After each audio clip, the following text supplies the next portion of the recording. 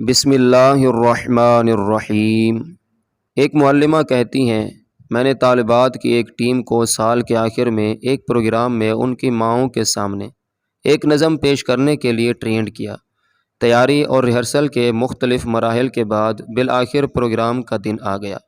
نظم شروع ہوئی، مگر ان کی اس خوبصورت کارکردگی پر اس وقت پانی پھر گیا جب ایک بچی جو اپنی سہیلیوں کے ساتھ نظم پڑھ رہی تھی اچانک اپنے ہاتھ، جسم اور انگلیوں کو حرکت دینے لگی اور اپنا منہ کسی کارٹون کے کریکٹر کی طرح بنانے لگی۔ اس کی ان عجیب و غریب حرکتوں کی وجہ سے دوسری تمام بچیاں پریشان ہو گئیں۔ معلمہ کہتی ہیں، میرا جی چاہا کہ میں جا کر اس بچی کو ڈانٹ پلاؤں اور اسے تنبیہ کروں کہ وہ ڈسپلن اور سنجیدگی کا مظاہرہ کرے۔ مجھے اس پر اتنا غصہ آیا کہ قریب تھا کہ میں اسے سختی کے ساتھ ان بچیوں سے کھینچ کر الگ کر دوں، لیکن جوں میں اس کے قریب جاتی وہ پارے کی طرح چھٹک کر مجھ سے دور ہو جاتی۔ اس کی یہ حرکتیں بڑھتی گئیں اور وہ سارے لوگوں کی نظر کا مرکز بن گئی۔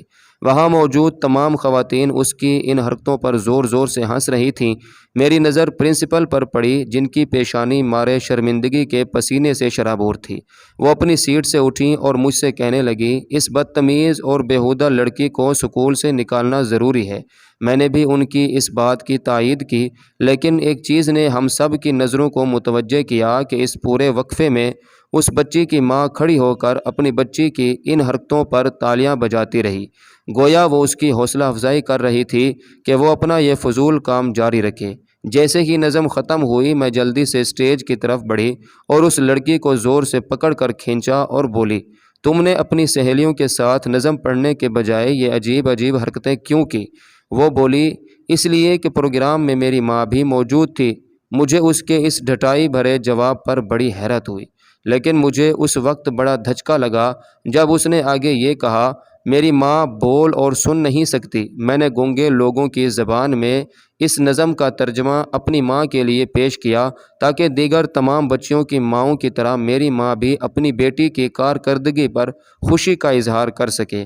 جیسے ہی اس نے یہ وضاحت کی، وہ دوڑ کر اپنی ماں کی طرف بڑھی اور اس کے گلے لگ کر زاروں قطار رونے لگی۔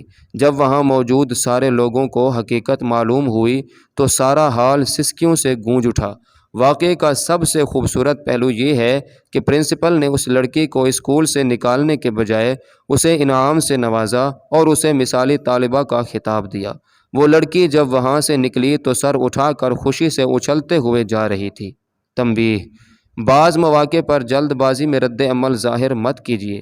دوسروں پر حکم لگانے میں جلدی سے کام مت لیجیے۔ محض بدگمانی کی بنیاد پر ہم ایک دوسرے سے نفرت کرتے ہیں، بول چال ختم کرتے ہیں، ملنا جلنا ختم کرتے ہیں، رشتے ختم کر لیتے ہیں۔ ایک بار درود شریف پڑھ لیجیے۔ صلی اللہ تعالی علیہ وآلہ وسلم۔